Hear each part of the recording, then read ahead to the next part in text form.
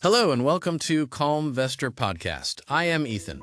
Join me on this journey to build solid financial thinking and take control of your financial future. Have you ever watched a stock soar, felt that intense fear of missing out and jumped in right at the peak, only to see it plummet?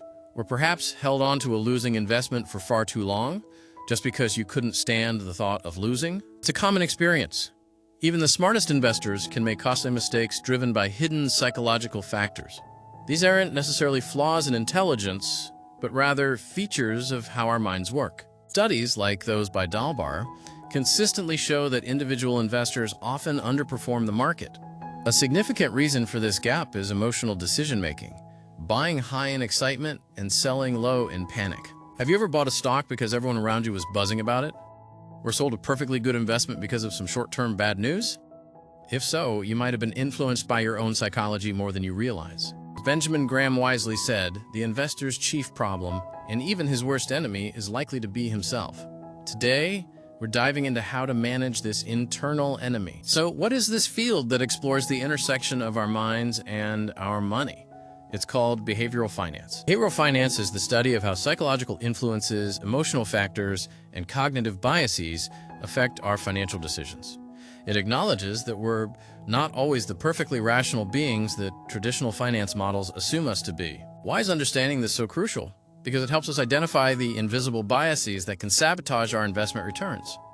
By recognizing them, we can develop strategies to counteract their influence. The goal isn't to eliminate emotions entirely. That's impossible.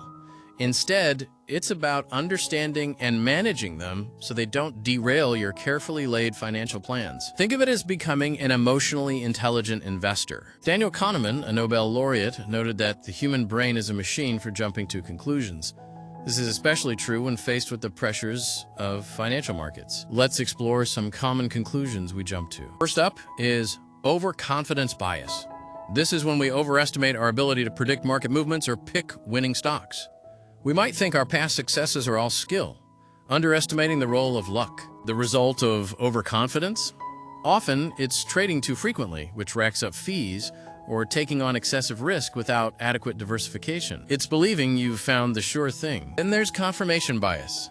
This is our tendency to seek out, interpret, and remember information that confirms our existing beliefs, while ignoring contradictory evidence. We see what we want to see. This can lead to falling in love with a stock, blinding us to warning signs. If you believe a company is destined for greatness, you'll likely focus on all the positive news about it. Next, loss aversion and the endowment effect. We feel the pain of a loss about twice as strongly as the pleasure of an equivalent gain.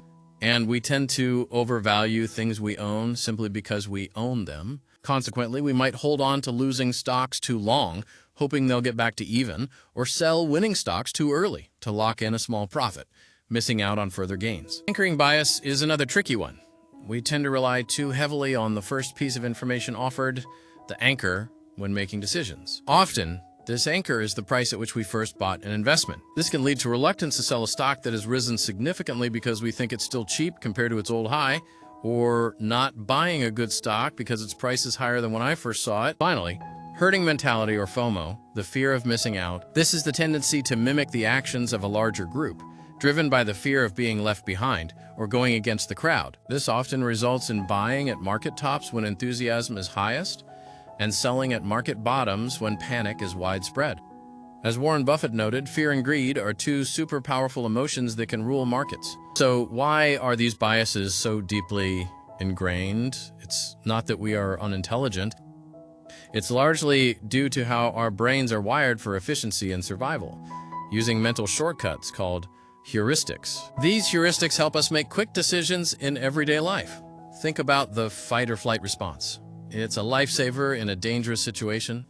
But in the complex world of investing, these shortcuts can lead us astray. Our evolutionary heritage has equipped us with emotions like fear and greed. Fear helped our ancestors avoid danger, and greed motivated them to seek resources. However, these primal instincts aren't always well-suited to modern financial markets. We also have cognitive limitations. We can't process every piece of information perfectly, and as social creatures, we are easily influenced by the opinions and actions of others. This makes us vulnerable to herd behavior. Now, the crucial part, how can we build a portfolio that minimizes the impact of these biases. The first step is to create a detailed investment plan and stick to it with discipline. Clearly define your financial goals, risk tolerance, and investment horizon. Write down your investment strategy, criteria for selecting assets, buy and sell points, and allocation percentages. This plan is your shield against impulsive decisions. For example, you might decide, I will rebalance my portfolio every 6 months back to its original asset allocation, or I will sell a stock if it drops 15% from my purchase price and there's no fundamental negative change. Second, diversify your portfolio intelligently. This isn't just about owning many different stocks. It's about diversifying across asset classes like stocks, bonds, real estate, and commodities, as well as across industries and geographies. Diversification helps reduce the impact of becoming too attached to one investment, countering endowment and confirmation biases, or the risk from overconfidence in a single pick. If one investment performs poorly, others can help cushion the blow. Instead of piling all your money into the latest hot tech stock due to FOMO, consider allocating a portion to broad market index funds or ETFs, or to more defensive sectors. This helps to spread risk. Third, automate your decisions and use quantitative rules where possible. Utilize conditional orders like stop-loss orders to limit potential losses and take profit orders to realize gains according to your plan. Consider dollar-cost averaging, DCA, which involves investing a fixed amount of money at regular intervals, regardless of market fluctuations. This takes emotion out of the timing of your purchases. DCA helps avoid the trap of trying to time the market, which is often a symptom of overconfidence or hindsight bias. For instance, every month, I will invest $200 into an S&P 500 index fund no matter what the market is doing. Fourth, keep an investment journal and review it regularly. Record your reasons for buying or selling each asset, your emotions at the time, and the actual outcome. This is about learning from your own patterns. Periodically reviewing your journal helps identify recurring behavioral mistakes. Are you consistently selling winners too soon due to anxiety? Or holding losers too long because of loss aversion? Self-awareness is key. Perhaps you realize you tend to buy when news is overwhelmingly positive, hurting, or hold on to underperforming assets far too long, loss aversion. Recognizing these patterns is the first step to changing them. Warren Buffett's famous advice to be fearful when others are greedy and greedy when others are fearful highlights the importance of disciplined, contrarian thinking, but always based on rational analysis, not just emotion. As Jim Rohn said, discipline is the bridge between goals and accomplishment. Building a portfolio that is resilient to behavioral biases requires this kind of disciplined approach. In conclusion, successful investing is not just about analytical skill. It's a continuous journey of understanding and managing our own psychological vulnerabilities. It is a battle against the biases within ourselves. Recognizing and addressing these biases is an ongoing process of learning and refinement, not a one-time fix. Each decision is a chance to practice more mindful investing. Constructing a portfolio designed to resist these biases can help you make more consistent decisions, reduce stress, and ultimately increase your chances of achieving your long-term financial objectives. You are building a fortress for your finances. Remember, your psychology can be your greatest asset or your biggest liability in investing. The key is to learn how to make it your ally.